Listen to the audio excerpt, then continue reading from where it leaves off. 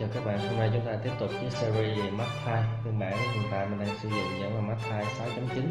Và hiện tại khi chúng ta mở Word lại phần Mac thì chúng ta sẽ nhận được cái thông báo là Hey, are you using a privacy?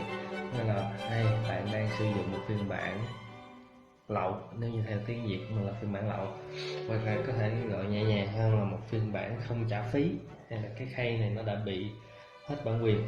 Tiếp tục sử dụng Mac 6.9 thì bây giờ chúng ta sẽ hướng dẫn, này cũng không phải gọi là lỗi để fix mà cái này là để chúng ta tiếp tục xài chùa. Sẽ cần xử lý qua hai bước. Bước thứ nhất là chúng ta sẽ lock Mac lại để cho Mac không còn kết nối được với internet. Bước thứ hai là chúng ta sẽ đăng ký lại cái khay, có nghĩa là chúng ta reactivate lại một lần nữa.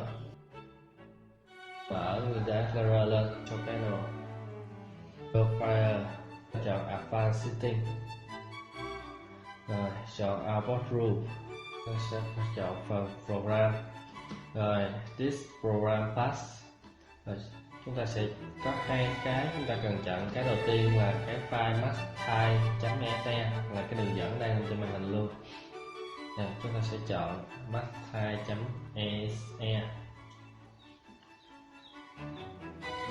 Rồi, tiếp tục làm giống như vậy thì chúng ta sẽ làm với một cái file nữa. Cái file này là copy etn.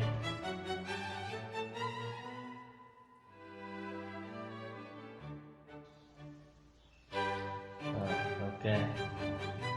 Rồi, bây giờ bước thứ hai là chúng ta sẽ làm sao để tìm lại một cái khay nào đó của Mac 6.9.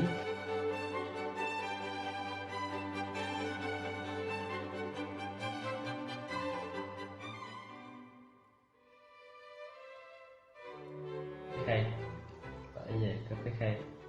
Sau đó giờ chúng ta sẽ mở Mac lại, chúng ta vào Help Unlock thì chúng ta sẽ pass cái khay này vào cái Pro khay. Còn những thông tin còn lại thì bạn có thể điền thông tin ảo cũng được, không sao hết, miễn sao mà ở phần email thì có dạng là a@gmail.com là được. Rồi, thì là chúng ta đã có thể tiếp tục sử dụng Mac.